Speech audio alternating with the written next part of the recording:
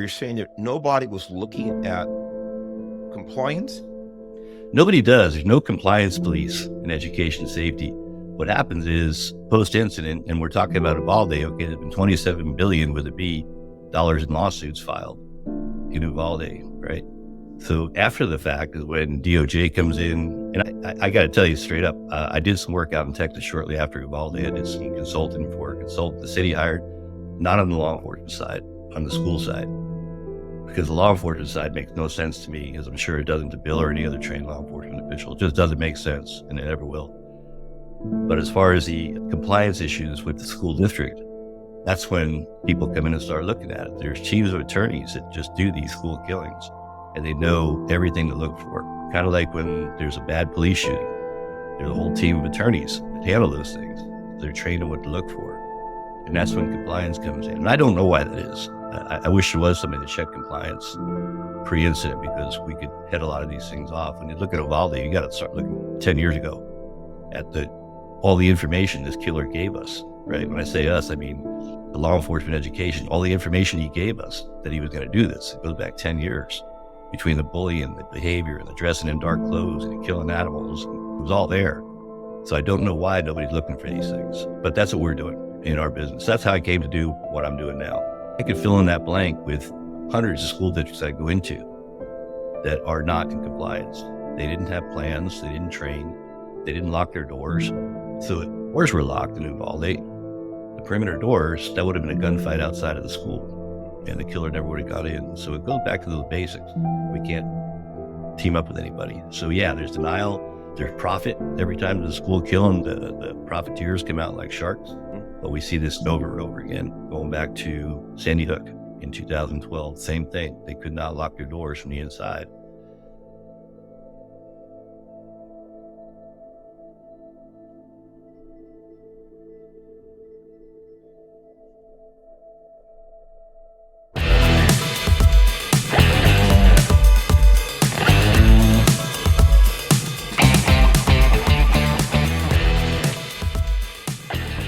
Hello, America. Welcome to Your Leo Nation. I am the Chief, Mark Garrett, and every time we're on here, we focus on the rule of law, and we also focus on leadership, responsibility, and really the importance of being your own first responder.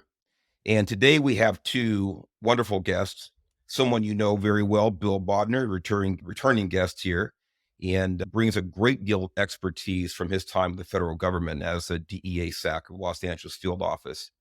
And our special guest today, don't worry, Bill, you're always special, but our special guest today is Jeff Kaye. Jeff Kaye is a retired law enforcement official. He was with Reno, Nevada for over a couple of decades, I believe, Jeff, and you are president and CEO of School Safety Operations. Is that right? That's correct, yes. I ask if that's right because at my advanced age, I want to make sure I get titles and names correct. You never know when I'm going to slip up. But with my stupid jokes aside, we are going to talk about a very serious and really just a heart-wrenching topic today, and that is Robb Elementary School in Uvalde, Texas. And that horrible, evil event took place in May of 2022. And just recently, the Department of Justice released its findings and review of everything that happened that day. It's a very long report, Jeff. I think that you've taken a great deal of time to review the entire, I think it's about 600 pages or so. Is that right, Jeff? Yeah, there's a lot of repetition in there, like any good federal report. It's not that hard to read. Don't just blame the feds. I was with the state for a long time, and same thing. So I've seen this exhibit like 6 times already, but I totally get it. But I know you've gone through it with a fine-tooth comb, and I've actually read the executive summary, which is fairly dense for the executive summary. And again, there have been a lot of people that have chimed in from the law enforcement point of view, and we're certainly going to do that today. We have to do that. Talk about leadership and maybe where was lacking during this event from a law enforcement perspective.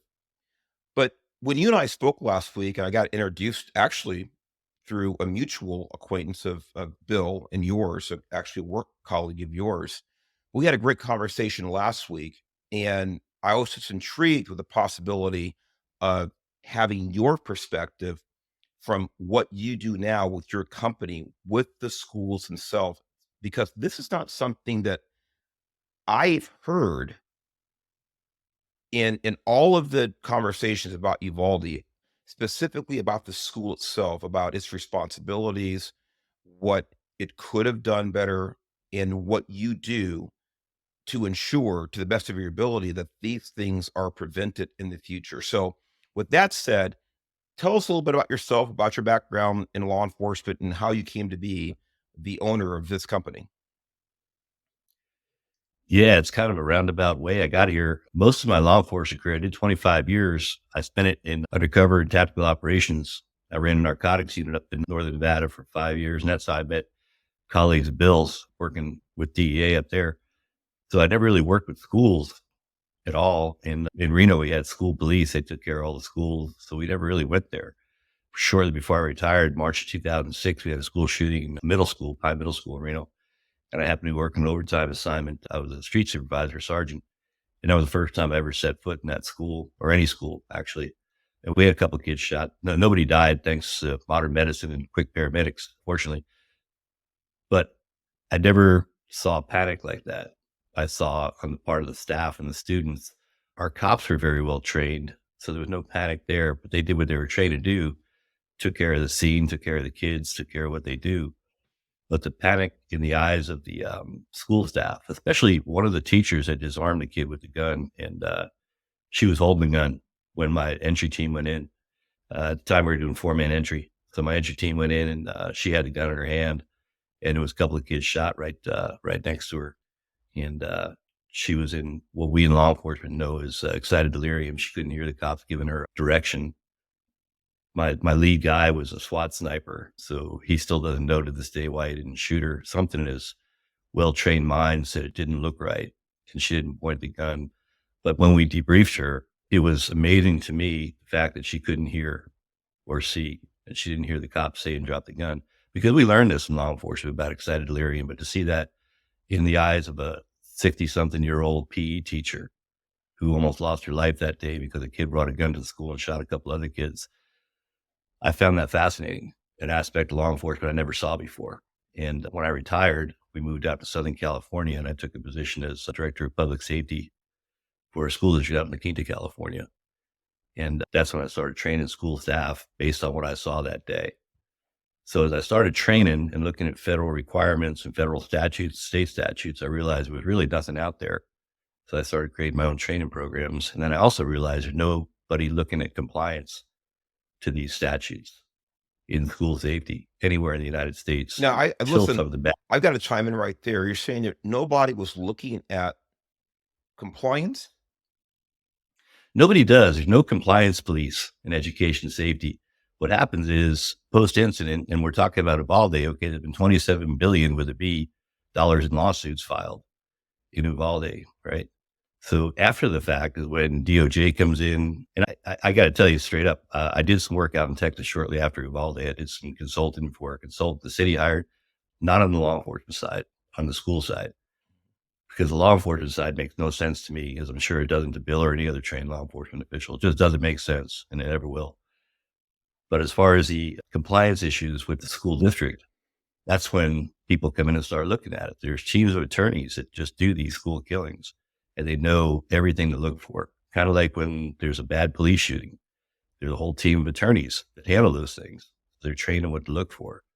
And that's when compliance comes in. And I don't know why that is. I wish there was somebody to check compliance pre-incident, because we could head a lot of these things off. When you look at Uvalde, you got to start looking 10 years ago at all the information this killer gave us, right? When I say us, I mean the law enforcement education, all the information he gave us that he was going to do this. It goes back 10 years between the bullying, the behavior, and the dressing in dark clothes and the killing animals and the toxic masculinity focused against females. It was all there. So I don't know why nobody's looking for these things, but that's what we're doing in our business. That's how I came to do what I'm doing now. There was nobody doing it. So I started my own business back in 2010 just to help out school districts. So that's how I got here. So 2010. So we're going on 14 years in the business now. So let me ask you this, and I want to go back to compliance again because this goes back to the conversation we had had offline last week. It seems like every 30 seconds you were talking, you piqued my interest in another topic, another specific issue.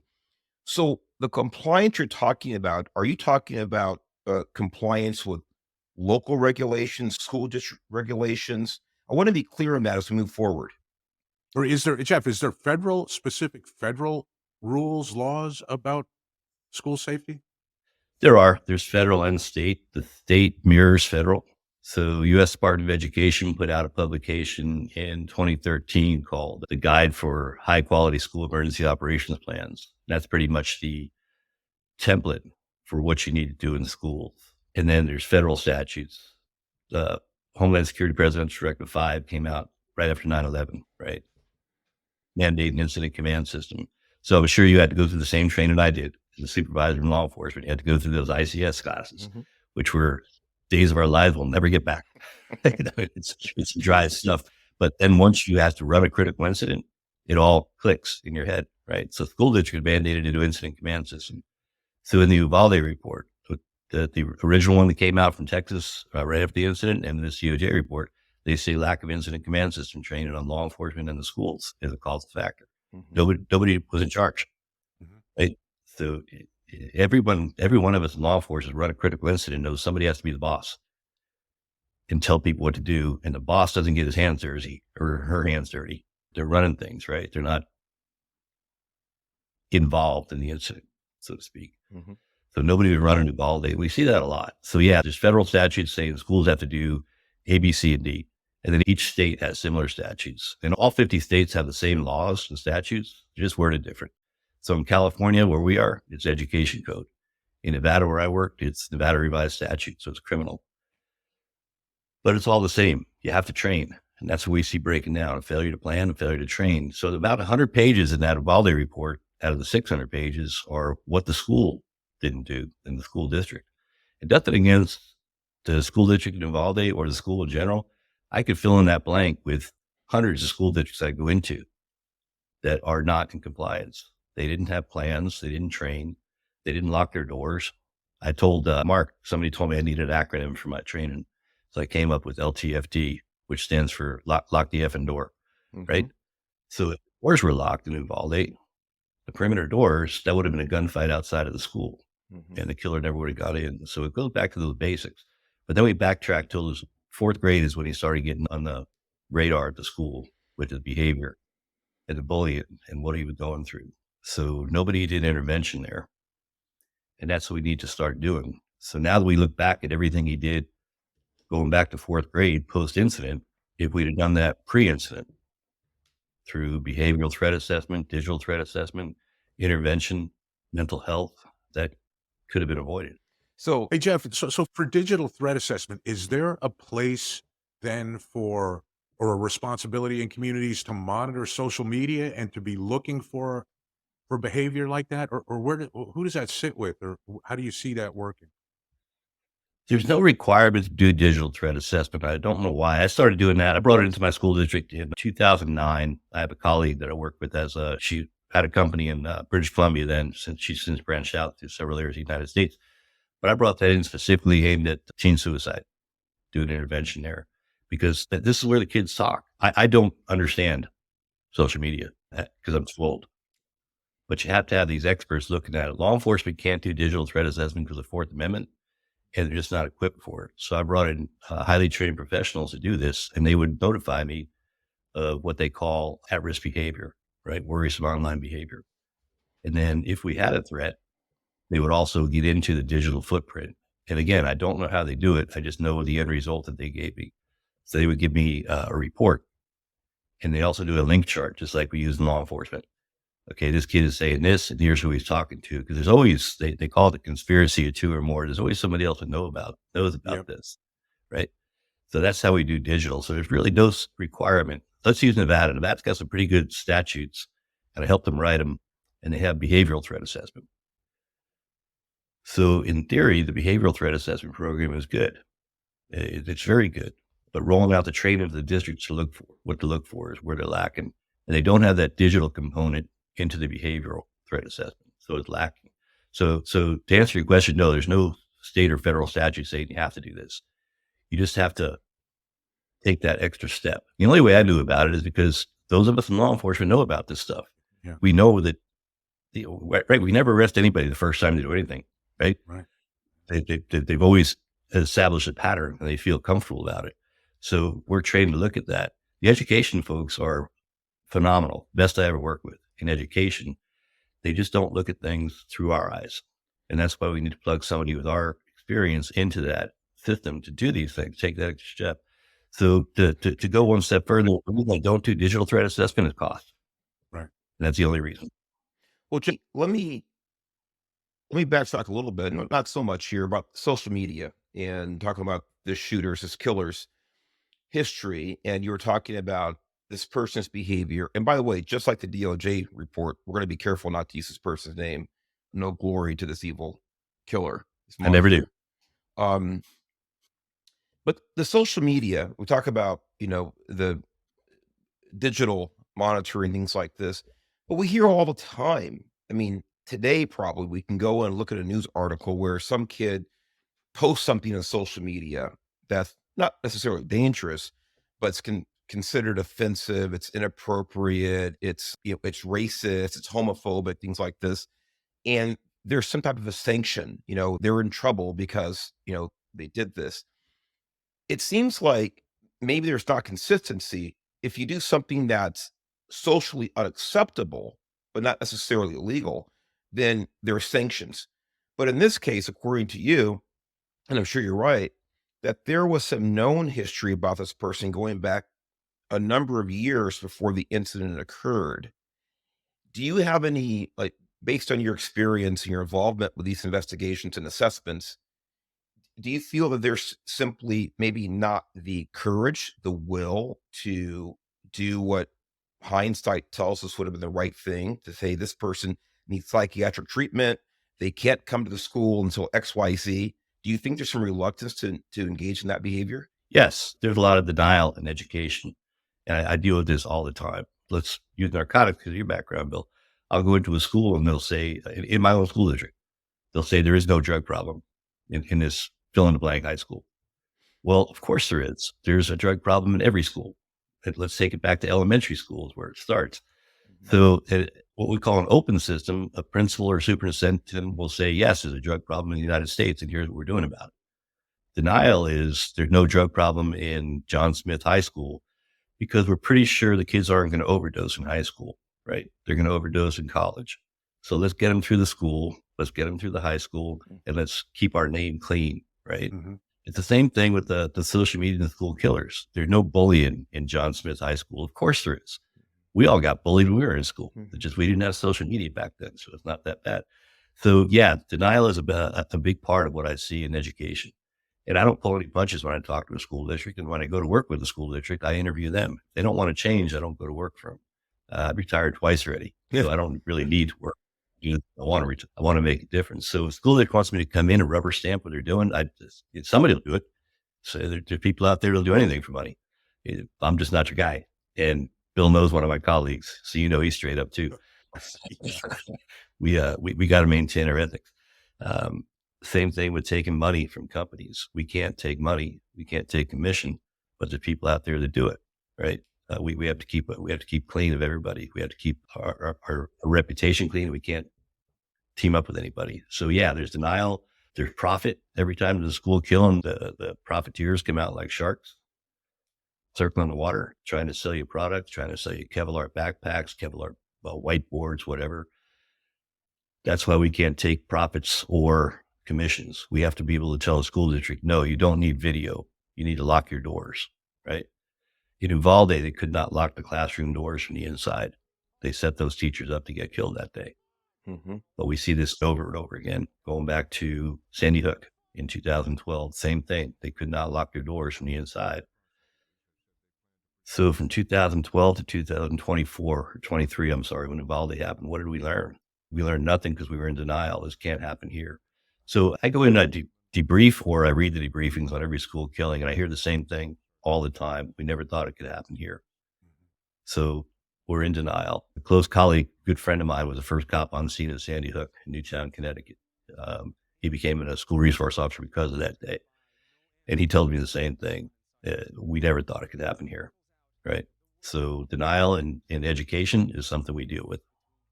It's very interesting. And Bill, if you want to chime in, just let me know. But this is that mindset. We never thought it could happen here. Look, as all of us here, former law enforcement officials, we know that things like this are per capita, they're extremely rare. However, when it does happen to you, it's 100%. And, it's this risk and impact, type of scale on how likely is it to happen? Well, very unlikely. However, if it does happen, what are the consequences? What is the impact? And then you have to weigh out, well, what does it take to prevent or mitigate something like this? And this is where I want you to, feel free to get deep in the weeds, Jeff, about uh, Uvalde specifically, of course, but in general, what you've seen, what you recommend, what you've seen as far as breaches, or quite frankly, I think that just the lack of responsibility to do the most basic steps to prevent or mitigate something like this. Can you tell us about that? I guess we can start with Uvalde specifically if you want, because you've read the entire report, you're very familiar with it, and tell us what you've seen from a practical point of view, what could have been done, maybe what they did right, but certainly what the breakdowns were. Yeah, sure. And again, nothing against Robb Elementary School or Uvalde School District, because we see this same thing over and over again. The lack of training, right? And those of us in law enforcement or fire service or emergency management, we know the best plan you have doesn't do you any good when things happen. It's what's in here, right? It's in your head. It's got to be pre-programmed. So in Uvalde, the killer started shooting at the school from the outside, right? He started shooting as he was walking up to the school. And there was already cops on scene across the street because he started shooting the funeral home first. So there's already law enforcement there. So what the staff did right is they got all the kids inside. There was kids out on the playground. They got them all inside, right? But what went wrong was they couldn't lock the door once they got the kids inside. And the door lock was such, it was the old style push bar door lock. We've seen them all, right? Because in schools, you have to be able to push the door open when it's locked, right? But there's no way to look into the lock to see if it was locked or unlocked. So the staff got the kids inside. The initial reports were the door was propped open. Yes, it was, but they kicked the rock out. So it propped the door when they got the kids inside. So the door closed. So now let's take $450 and put what we call an electric proximity card reader lock on that door. It locks automatically. Hmm. Now that door's locked if you had that lock on there, but they didn't. There was 8 perimeter doors and all the doors were unlocked. So the killer was able to just walk right inside the school. So if you look at the diagram in that report, it shows you how close the classrooms were where the killing happened to that door that he walked through. It was probably about maybe 30 feet. So he walked into the first classroom he got into. Because even though the teacher heard the gunshots and they made an announcement over their app, right, to lock down, the teacher had no ability to lock that door. You have to open the door and lock it with a key. So they set her up for failure. So since Sandy Hook in 2012, our recommended best practice has been to put a lock on a door that you can just push a button without using a key to lock it, just like we have in our homes, right? Mhm. Because what happened in Sandy Hook, one of the teachers had her keys in her hand, but she lost her fine motor skills. And we know this from the reports. So we know this from her 911 call. On 911, the recording, she tells the dispatcher, I have my keys in my hand, but I can't lock my door. Because we know, right? You talk to any cop that's ever been in a shooting. You like this. Right? So that's when the recommended best practice came in. Give them a lock that they just have to push a button. And now you can look at that button, right? I'm a simple person. Button in, door's locked. Button out, door's unlocked. Just like we have in our homes, right? So they did not do that. And we see this over and over again. And the reason is cost, right? It costs about $450 to rekey a lock like that. What's a life cost? That's my deal. And there's grant money out there, and we help school districts get grant money. I'm working with the district in Nevada right now. They've got 14 schools, and they're rekeying every door in every school, in every classroom with those types of locks because we've got grant money for it. It's about $1.5 million they're spending on that, but they got grant money for it. So it's just taking that step and getting over the denial, right? My good friend Dave Grossman, who's an expert in this stuff, says, and I'll quote him here, he says, denial is like a big fluffy blanket we pull over our head in the middle of the night to keep the bad things out. While that blanket's over our head, bad guy comes up and kicks us where it hurts, right? He uses different terminology, but getting over that denial, yes, it can happen here. So let's give our teachers something to work with. Let's let them lock their doors. We understand staff has to get to their cars. Let's give them an electric lock with a proximity card where they can get it out easily so they don't have to carry their keys. Let's get effective communications. Communication was the number one causal factor in those deaths in Uvalde after the locked door between law enforcement and schools. And then let's train. I don't know why out of the 300 police officers that are on scene in Uvalde, I don't know why one of them wasn't assigned to go to the office in that school and communicate with the principal one-on-one. Because we had a teacher shot in the classroom. The killer shot through a wall. We had a teacher shot in the classroom that nobody knew was injured because they didn't give her communications. She got on her cell phone and called the office, but the law enforcement didn't know to get into that classroom and evac her.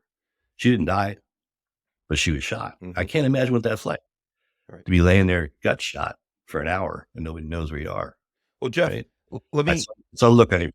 You get it. Yeah, no, I do get it. But this is, again, you keep bringing up, interesting points here. And one I had written down earlier, and I want to make sure that we don't pass this. Well, we've actually touched on the topic, and that's the issue of training. And that's a huge umbrella here. But in this case, and I'll give an example here. Before we moved out of California to Florida, the school that my elementary school, my son attended there, to my knowledge, again, I think to my knowledge, hadn't trained with the local police department in after shooter response for some time. Now, I could be wrong about this. I couldn't get a definitive answer. I couldn't find real documentation. So here I was at the time, I was still currently California Highway Patrol chief when I approached the school administration about this. And no, I did not make a nexus to the Highway Patrol throwing my weight around, but they knew what I did for a living. And I just said, hey, can we get some training with the local police department? By the way, it's a very small police department where my son went to school. Very small. I'll say it again, very small. The reason I say that is because it's not very dissimilar from Uvalde Police Department in that regard. And I thought that it was very important to make sure that both entities, the PD there and the school itself, were on the same page. They understood the things you're talking about, communications and logistics, ingress, egress, what security systems, all these things. So eventually, and I eventually called the chief of the police department as a parent, not as a representative of the Highway Patrol, and encouraged him to initiate that training. Eventually it happened. But I don't know to what extent, to what degree the training occurred. So it just goes back to what you're saying a minute ago about training, and something simple as that, getting into the principal's office, communication with the principal, could have had a huge impact, a positive impact on this with the outcome. Yeah. The statutes are in place in all 50 states to train, right? Law enforcement has to go through active shooter training. All three of us have law enforcement supervisory background. We know very well you can attend a training and your mind is someplace else, right? So just because you went through that training doesn't mean you got it, right? But now we say the police have to train with the schools. But I can say this as a law enforcement trainer. The law enforcement training is ineffective to bring to a school if all you're doing is showing them what you're going to do when you get there. You're not going into communications plan. And we call the school folks immediate responders, not first responders, because they're there. So yeah, it's important they know what you're going to do when you get there as law enforcement. A good friend of mine's daughter was in the University of Las Vegas, UNLV, when that killing happened a few months ago. And the biggest impact on her was not the killings themselves. It's law enforcement pointing guns at her when they were clearing the building. And I get that. And that was a big thing with their parents too. They're good friends of ours. Why do they point guns? Well, that's what they do, right? So it's important that law enforcement goes in there and tells the staff, it's like, yeah, you might see guns out. Right. We don't know who's who. We don't know if the second killer. We don't know if the killer is mixed in with your students, like what happened in Parkland, Florida, right? We don't know who's who. Then this is how we're going to prepare you. But we don't have to show them that. We don't have to show them that visual. You can have a school resource officer or deputy police officer go in and do a student presentation saying, this probably isn't going to happen, right? There's 98,000 public schools in the U.S. The day that Uvalde happened, that was only 1 out of 98,000. But if this does, let's just talk about what we're going to do, what we need you to do. Let's tell that teacher in the school shooting that I was in, let's tell that teacher, it's like, yeah, don't grab the gun.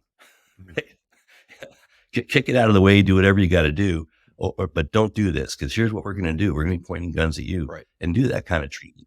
Not the playing the SWAT music in your head and here's what we're going to do when we come in, It's important they know we don't have to do that. So getting the law enforcement into our training. We have a platform that came up with that's called pyramid training. We bring law enforcement, schools, fire, paramedics, hospitals, and mental health all in the same room, do tabletop exercises, and identify what each other's role is. So telling the street supervisor, right, the sergeant, hey man, you need to assign somebody to the principal. If you got 200 cops here, assign one of them to sit with the principal or whoever's running this thing and communicate, because they have information that could help you. In Uvalde, in the report, it says they didn't have maps of the school. That's pretty simple to do. You can stop. GIS school. Time out. But Can you repeat that for the audience and for me too? Because it's almost unbelievable. Well, your typical map in a school is what you see hanging on a wall, an evacuation route, right? Which does no good to a tactical supervisor, right? I need to see what the school looks like. So in Uvalde, there was adjoining classrooms. The cops out the hallway had no idea. They had no idea that these classrooms had adjoining doors. And we see that all the time, especially in elementary school as a common work area. So as a tactical supervisor, in that hallway, I'm not going to have time to look at a map, but somebody's going to be in my ear on the radio that has that map and saying, yeah, this door here, you can make entry here, there's a window there, there's an adjoining door, and give me that information. So we can go to the other door and kick that while the killer's in this adjoining classroom, and we can go in and take care of business like we're supposed to in the first minutes, not 77 minutes. So there was no mapping, and that's in the report. So we go into a school district and there's no mapping. We bring in GIS, right, to do mapping, but we also bring in law enforcement. We bring law enforcement in our assessment with us and say, hey, you're the tactical supervisor. What information do you want in this mapping? Because with GIS, you can put anything in there, but there's a cost. I contract out GIS, very good people, and there's a cost involved. Now the school have no money for that. They have a zero budget. When I took my job in my school district, I asked my superintendent, what's my budget? And she said, you don't have one. Like, really? So if you want stuff done, you either got to write a grant or you got to go to general fund and justify it. Okay, I can deal with that. So I could justify why I need GIS mapping, because I know as a tactical supervisor what information I need, whether it's downloaded in the CAD system in the dispatch or in the mobile terminal in a patrol car or hard copy in my hand. I know what I need to get my guys in there, because we're all cops. We want to get there. That's what we live for, right? We want to get there and help. We want to take care of business. We want to save lives. That's why we do this. We certainly don't do it for the money, just like the educators don't. There's no money in that system either. They don't pay our teachers enough. That's another day. So as far as the mapping, and this goes right back to the mutual training, isn't it to some degree the responsibility of a local police department to initiate that request, to go in there and do that, to use some of their funds? In other words, they are the first responders. And I'm glad you clarified that the definitions, immediate responders are those administrators, teachers there on scene when something might happen. But first responders, I'm not saying the school shouldn't ask for grants and do it themselves, but have you had conversations with law enforcement officials about their role in making sure they are aware of the footprint of a school ahead of time? By the way, and this is one of the focuses I had with the local police department and my son's school in California about getting them into the school and making sure they knew the layout. Have you come across agencies that have been proactive that way? Because apparently that wasn't the case here at Uvalde. Yeah. But again, it's a matter of, and I'm doing a workshop in Douglas County, Nevada on Wednesday. In that workshop, the sheriff's going to be there, the school resource officers, the superintendent, the decision makers, right? for education and law enforcement. And we just throw a tabletop exercise out there. Say, what's your role in this? What do you need? And that's how we get it done, especially with communications, right? You have to have an emergency communications plan, but it's got to be effective. And those of us in law enforcement know every time there's an incident, there's a communication breakdown somewhere we have to address, right? So I tell them, if you go through this work exercise and you don't find a communication problem, go back and look for it because it's there. So that's how we get, okay, what's your responsibility, sheriff or chief? What's your responsibility, superintendent? And let's figure this out. So with the mapping, yes, you're 100% correct. There's responsibility on law enforcement to figure out what they need. But we have to show them how important it is by giving the report from Uvalde. No, they're not going to read the 600 pages. You just pull that one part out. They had no map of the school. But let's get some mapping done. So if the police chief or the sheriff can do a DOJ grant, cops grant, and get some of this money, and then the school district gets the money, it's a combined effort. I work with a lot of very small law enforcement agencies. Some of the agencies have a sheriff and maybe 4 deputies, and they don't have the money to bring GIS in. So we have to get a grant. There's risk management grants, insurance grants. You just have to know where to look for the money and get it done. And I go back to my own experience in Pine Middle School in 2006. I had never been to that school, but the school never numbered doors. They never lettered hallways. They had, and I see this all the time, they have these catchy titles in hallways, Innovation Way or whatever. That's good. That's fine for the kids. Good culture and climate. But if you tell me there's shots fired in Innovation Way hallway, I have no idea where that is, right? If you tell me the northeast corner, I'm bad with directions. I have no idea what that is. If you tell me hallway number C, I know where that is because we start with the letter A in the front and we work clockwise around the school. So take care of my needs from law enforcement and invite me in and say, how do you want this number, right? We work in California. There's helicopters. There's air wings. Number your roof. And don't just number the roof. Break it down to hash marking each classroom number. So I'm a helicopter spotter. We just did a job up in Ramona, right out here in San Diego County. And the air wing said, superintendent, hey, we'll take you up in the helicopter. And we'll show you what we need. That's the kind of coordination we look for. That is and awesome. The superintendent had a good up in a helicopter, right? It costs you no money. You're flying a training mission, right? You're going to do that anyway. So getting that type of coordination, and we did that through a workshop with the sheriff's office, Riverside County, San Diego Sheriff's Office, and the school district. In that workshop, we said, yeah, this can be effective. We'll number the rooftops. Because what good is my spotter up in the helicopter going to do me as a ground supervisor if you can't tell me which building it is? Because if you tell me the northeast building, I'm going to get lost. Right. I'm bad with directions, right? Yeah. I know my weaknesses. Well, by the way, so that's especially in the heat of the battle. And like you said, I mean, everybody, whether you're trained or you're a civilian, there's going to be some level of tunnel vision, things like this, but having those numbers called out, it's really a great idea. What you just said, Mark, was so important because educators and people in the civilian life, they think we have a crystal ball in law enforcement. So for a superintendent to hear that from someone with your experience, this is what we need.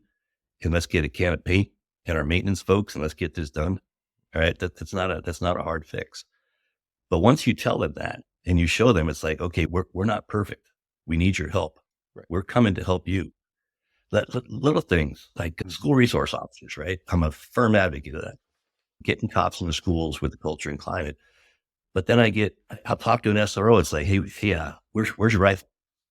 Well, it's in the trunk of my car. All right, where's your kit? Where's your helmet? It's in the trunk of my car. Well, why? Well, the school doesn't want me to have it in here. Now I got to sit down with the superintendent and say, why do you not put a gun locker in the SRO office? Because your SRO has tools they're trained to work with. And now they got to go up with a pistol against a rifle if the bad guy comes. Well, we don't want them carrying a gun through the school. That's what I get all the time. We don't want that appearance. Nobody cares. The kids don't care if they see an SRO with a rifle case walking through the school, right? Well, just don't care. Couldn't agree more. And I know there are people that are listening, that are watching that will disagree with that point of view. But I can tell you right now that it's like anything else. When a kid or an adult gets used to seeing a police officer, the more they see them, the more they see him as a person rather than a police officer. And again, I'm not saying to disregard authority. They understand there's a uniform there. They understand it's a badge. But the human side comes out, the more you build that relationship. And that's true whether they're carrying, a slung rifle or just a sidearm, things like this. And look, in a perfect world, do any of us want to have firearms in schools? I guess in a panacea, the answer is no.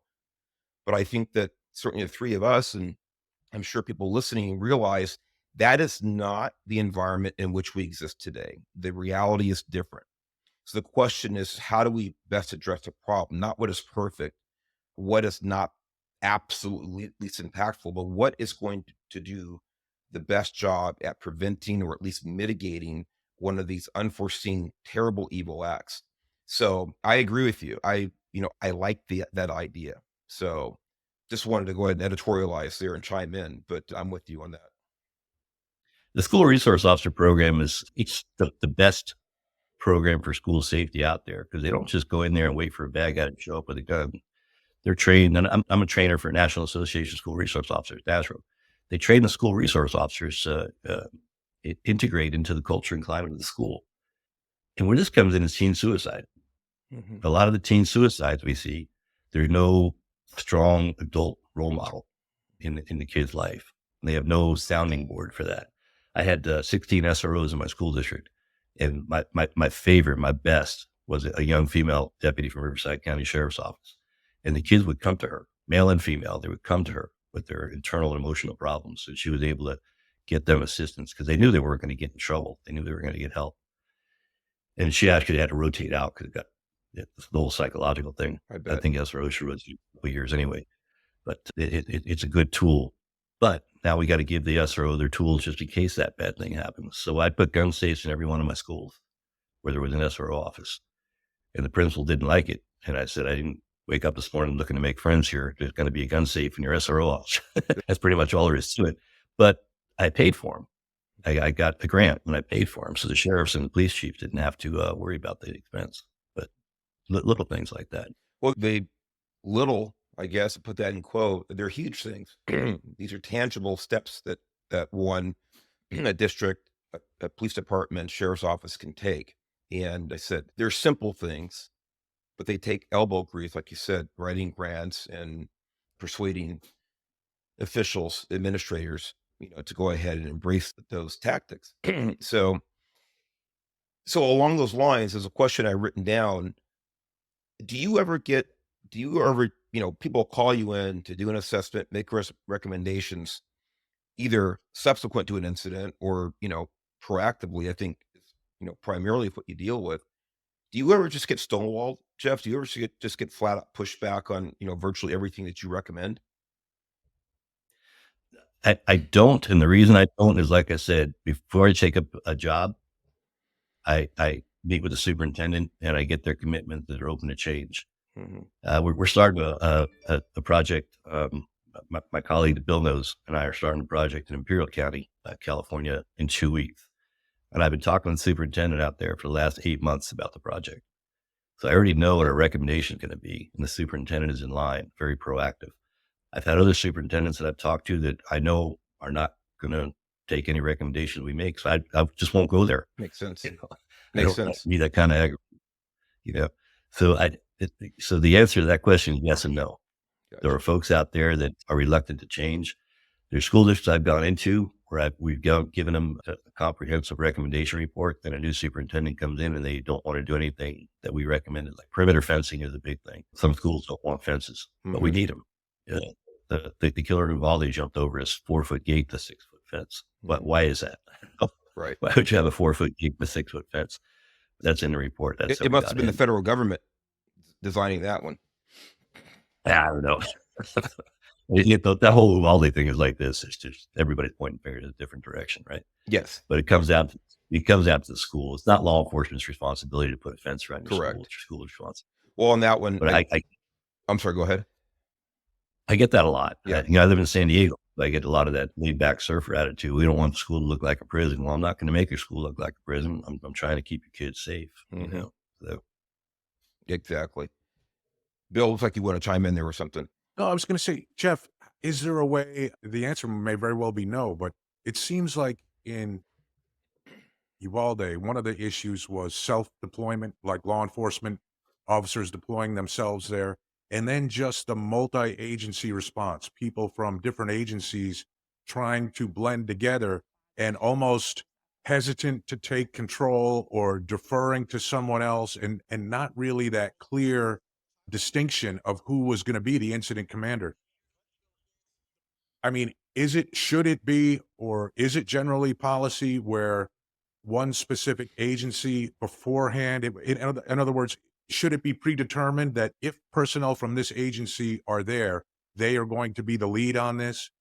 Because it just seems like with Uvalde, I mean, there was people there, and each agency was waiting for the other agency to do something. Yeah, and the report comes right out. The report does not pull any bunches at all. The lack of incident command system was a causal factor here. And I talked to the sheriff when I was out in Texas, who was there.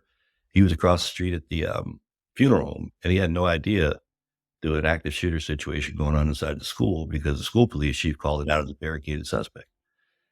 So, and again, I said this before, and I'll say it again. The law enforcement part makes no sense to me. Twice in my career as a sergeant, I moved lieutenants out of the way because they were doing stupid stuff in a tactical incident, and I took control.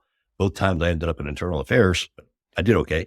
I wasn't going to stand by and watch somebody do a knucklehead thing because they didn't have the training I had. Nothing against the rank, right? They took a different test than I took, and they got a higher rank. But I had the tactical training they didn't. And that's what didn't happen to Uvalde. They had school police chief running things. I don't know what his tactical training was, but I know he's not the police chief anymore. So you had cops out there, and I talked to a couple of them. They knew things were messed up, but nobody took control. So when you have a chief of another agency, and Mark, you were a chief, Bill, you were a high up supervisor. When you have a chief of police giving orders, and you're a street cop, you just think that's the thing to do. So that the breakdown. But yes, incident command system says the person with the most experience or tactical experience takes over the incident commander, and that's what didn't happen. The command didn't transfer. Well, I talked. Step on it, Jeff. Go ahead. Go ahead. I talked to a lot of tactical cops, one that Bill knows, and we all say the same thing. We'd have blown past that chief. Mm-hmm. That's just how we're trained. Well, I don't know the level of training like that. Bill, continue. Yeah, and I was just going to say, Jeff, and I had that conversation after this incident with our mutual friend, because like I said, he ran tactical operations for us. And I said, hey, the time might come when you guys are somewhere doing some operation and something like this happens at a school down the street, and you have a full team there ready to go. You're the decision maker. Just understand that at that time, you're the decision maker, and you have to call the shot. You know, calling me or calling some other supervisor that's completely disconnected from it. I guess it goes to decentralized command, having the trust in your tactical experts to actually make the decisions and run operations. But after this, we did have that conversation just to kind of make sure we were all on the same page. Like, if you're somewhere and something like this happens, whether it's, you know, maybe they're briefing in the parking lot of a shopping mall and there's an active shooter in the shopping mall, don't stand by. And, you know, of course he knew that, but it's good to have conversations like that so everybody's on the same page. You know, I'm hoping every law enforcement agency in the country, in every country, is having this conversation, just like you said right now, on what it is. But it goes back to your training, right? Our colleague that we're talking about is probably the most tactically trained law enforcement person I've met in my career. Mm-hmm. And I met a whole lot. I've worked with SEB in LA, right?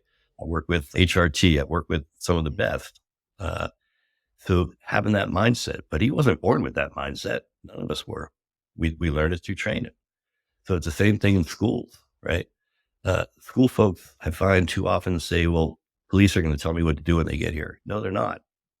They're going to run their incident. Mm-hmm. Right. It's up to you to know how to lock down your school. It's up to you to know how to communicate. It's up to you to know how to do reunification afterwards. So you can't depend on that. But it all goes back to that one basic thing, whether in law enforcement, education, or whatever. You go back to your training. And it works. I'm seeing it working wherever we go. I work with 14 rural school districts in Nevada, right? But they don't pay me to do that. The risk management insurance pays me because they get the negligence, the liability issue if they don't train. So statutory compliance is why the risk management insurance pool brings my team in to make sure the school districts are trained. And once we bring the training in and they say we're not, and they see we're not one of the scam people that are trying to scare you, there's so many acronym trainings out there, right? The people come in and they train the trainer, but they have no experience in law enforcement or emergency response. And they come in and they do these scare tactics. I was working in a school district in San Diego County, and I walked into a first grade classroom. I saw a bucket of rocks. I said, "Is this like a science experiment?" And they said, "No, these trainers came in and said, keep a bucket of rocks in here and have your kids throw rocks at the bad guy when he comes in." So when I hear that word "when," that's a scare tactic. Mm-hmm. So what I tell folks is they're probably not coming, but now you got a bucket of rocks. I don't know about you. When I was in first grade, my arm wasn't that good. The teacher might get hit with a rock. Before, Exactly. Yeah. What are you thinking as a first grader? Yeah. What if I miss with the rock? And then what? Right. Yeah. So why is that bucket of rocks even in the classroom? But they had a trainer come in from an acronym training. It's it's known throughout the country for doing training that does the scare stuff. Barricading the doors, right? They come in and say, barricade the door with heavy furniture. If you look at the diagram in the Uvalde report, every classroom door opens outward, Yep. which Right. typically we see. Mhm. So why are you dealing with barricading the door when you could just put a lock on that door? So the classroom door in Uvalde was not locked.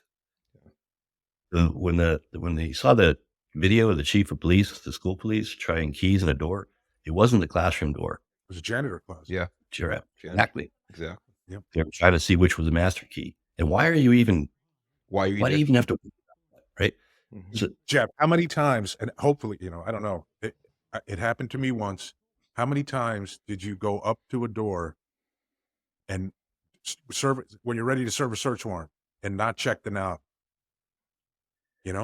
That's number one thing always done. Check the knob. And I remember one time not checking the knob and the door was unlocked. And that happens. It's like as I was reading this report, I was wondering, like, why didn't the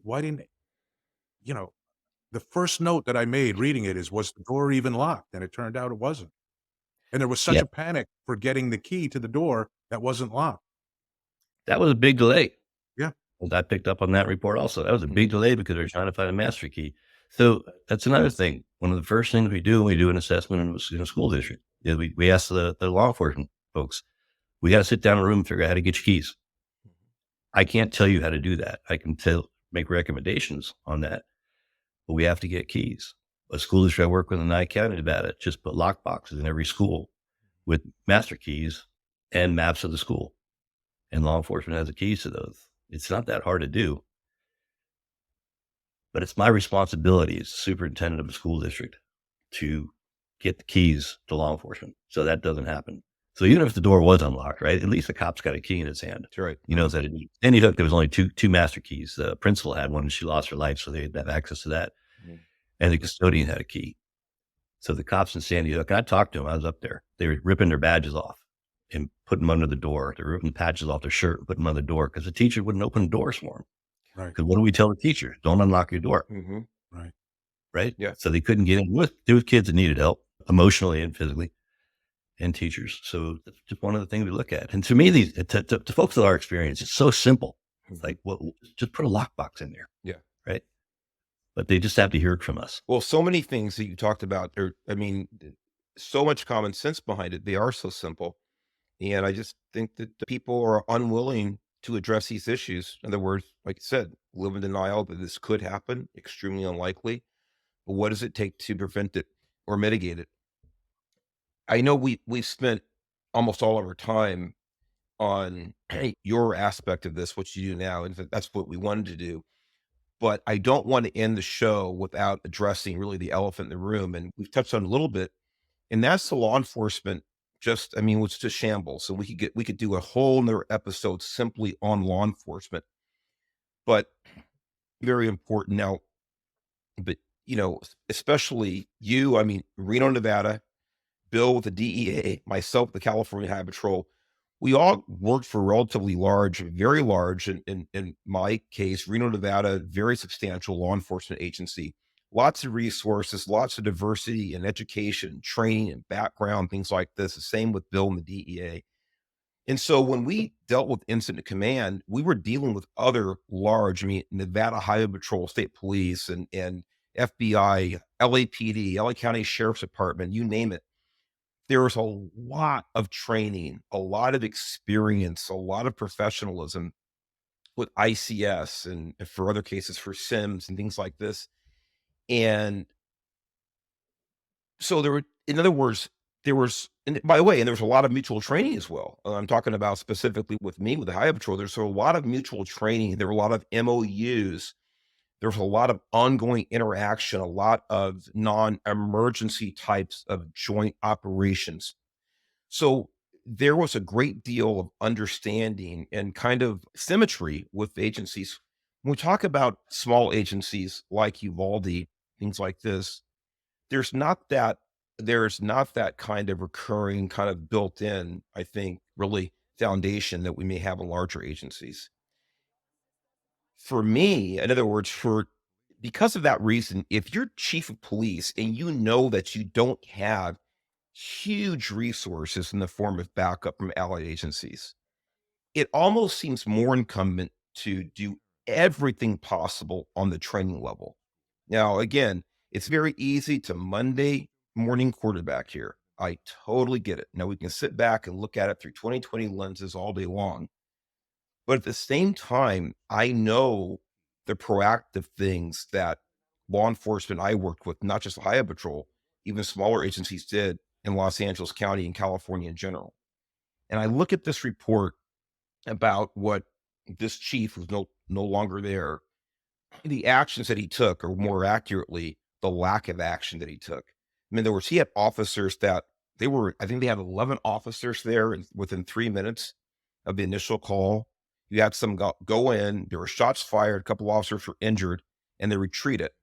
And that's when it immediately became, as far as the chief there on scene, a barricaded suspect incident. And we go forward 77 minutes later after that. That's when this all eventually came to an end because you had some other agencies come in there and take the shooter out. I don't know. You're talking about ICS, Jeff, and about we've all been there. You have a superior who's got their head up their butt. I almost said head up their ass, but I try to keep it PG here. And based on your experience, based on your training, you take the initiative. These officers apparently had gone through, as best of my knowledge, and maybe you can correct me on this, active shooter training. I don't know about the chief. I don't know. I'm ignorant about it. But there were people on scene who at least knew what to do, and they acquiesced to the directives of this chief on scene. Is that fair to say? I think so. Bill, from your assessment, is that fair to say? Yeah, I think it's fair to say, and no one else actually stepped up. I mean, hey, I've seen bad leadership turn heroes into statues. Hmm, And, hmm. there are people like Jeff told the story of how he just took control. That's incredible, right? That's the one in 1,000, or maybe not 1 in 1,000, 1 in 100. For every person that does that, there's another 10 or 15 that know what to do, and they'll do it. They're not gonna say, "No, I'm not going." They're gonna do it. Like, that's what to me was so painful about this report is those cops would have done it. No one asked them to do it. Yes. And I don't know, there was one particular quote, Mark, that just it blew my mind. And this has to be getting, probably after 60 minutes, probably after about 60 minutes on site. They notify the chief they have an entry team ready to go, and his quote is, "What team? Got a team ready to go? Have at it." Wouldn't that be the first and only thing, the first thing you're doing when you're getting there is who's our team? Who do we got? That's right. Are you guys ready to go? Start coming up with the plan of exactly how this is gonna be done, because that is if you're even gonna wait at all. I mean, Jeff, this is not a new thing. The idea of, and this is a question I have actually. I know for sure that the SOP, if there's 2 officers or more on scene, is go. Do not wait, go to the shooting. What if it's and I assume it is for a single responding officer now too, is go to the shooting. But am I correct in that? I mean, it's been a number of years now that there's been no question it's go to the shooting. And even the quote in the report is that takes priority over officer safety. And as cops, hey, that's what we sign up for. I mean, it's hard, it's tough to hear that, but that's the reality of the job.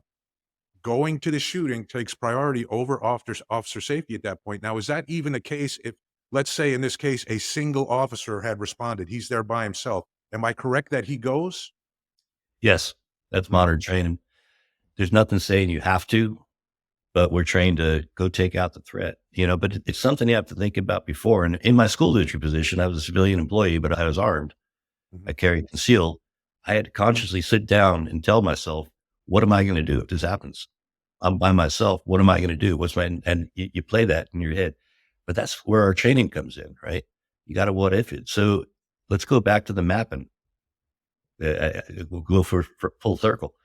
I'm the supervisor. Now I know there's 2 doors we can use, right? The bad guy's cranking rounds through the one door, right? So it's just a no-brainer to me.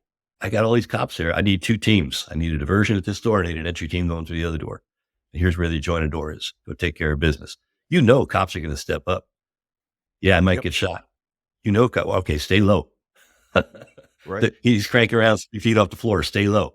And bang on the door like you're coming in. My entry team's going to go through the other door, but I have to know that those rooms connect, right?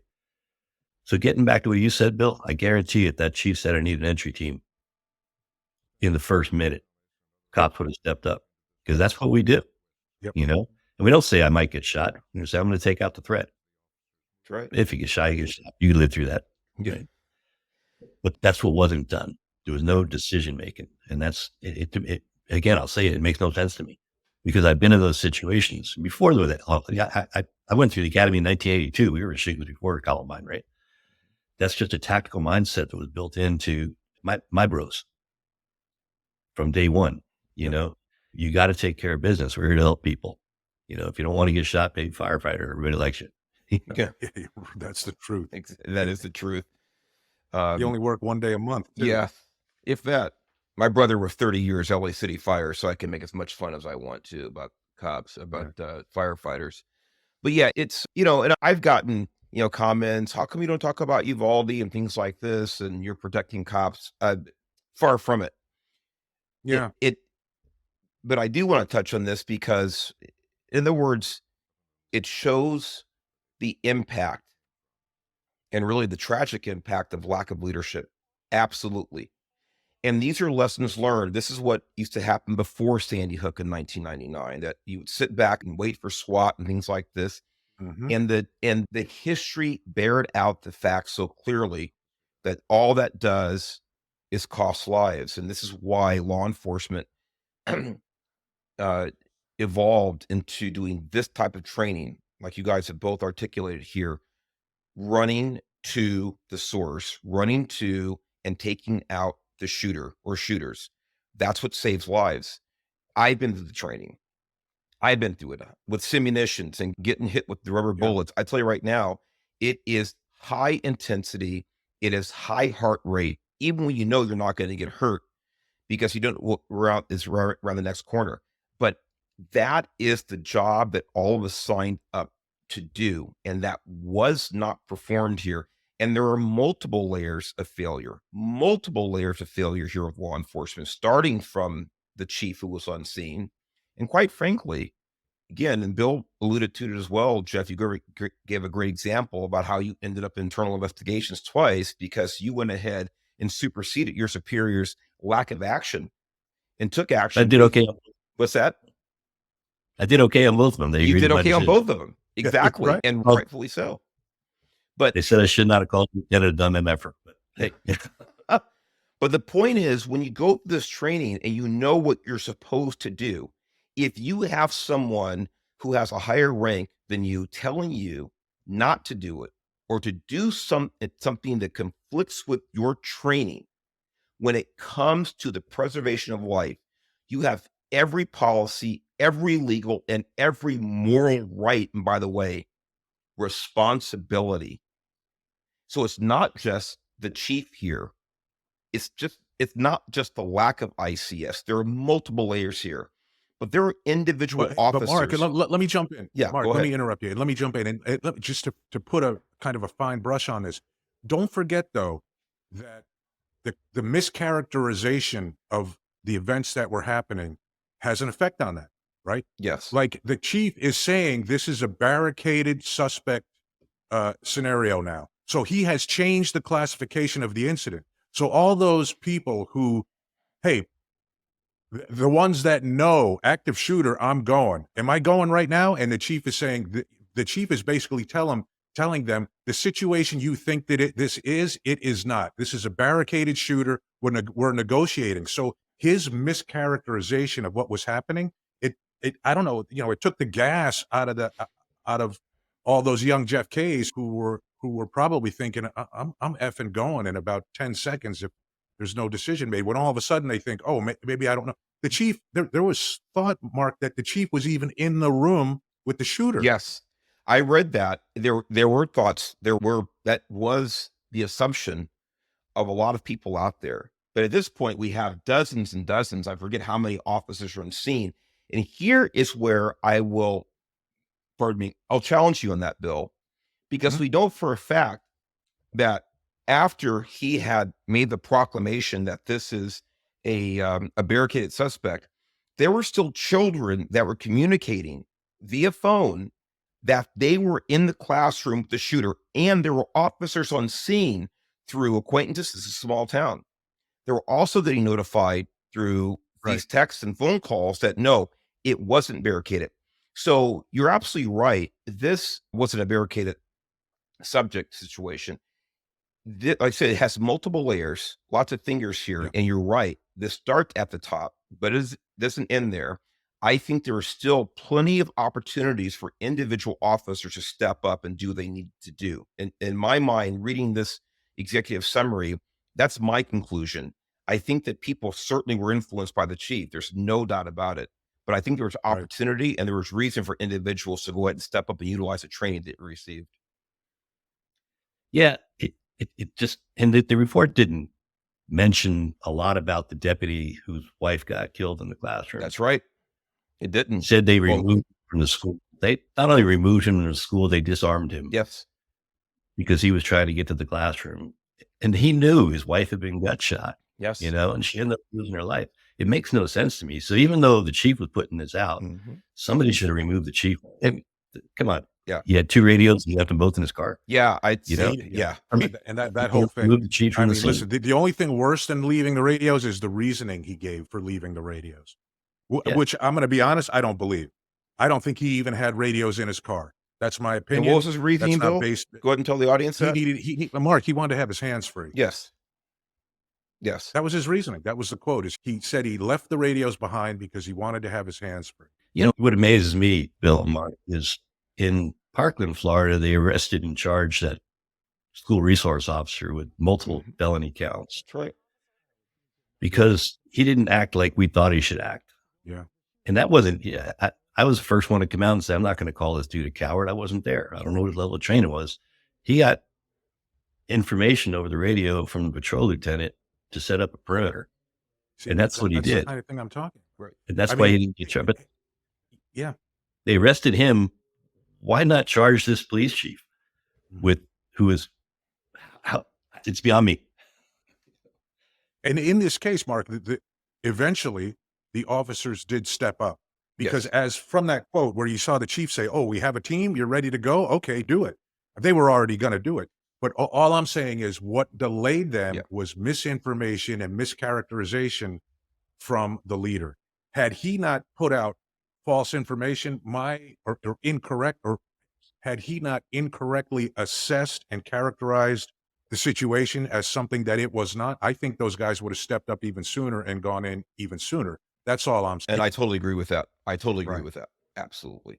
I did not personally meet the Border Patrol, the Board Tech Lieutenant that ended up forming the entry team. I did not personally meet him, but I met people that know him. And apparently he's got a very high level of tactical training from the Border Patrol tactical teams. And I think that's the difference right there. When he arrived, you plugged somebody with information because he was only on scene for a few minutes before they formed up a team. Yes. And even if it was a barricaded suspect, you got to, there's gunshots going off. We got information coming out that people are hurt. In Platte Canyon High School, the killings there in 2006 in Colorado, that was a barricaded suspect. They did lose one young girl, Emily Keys, in that one.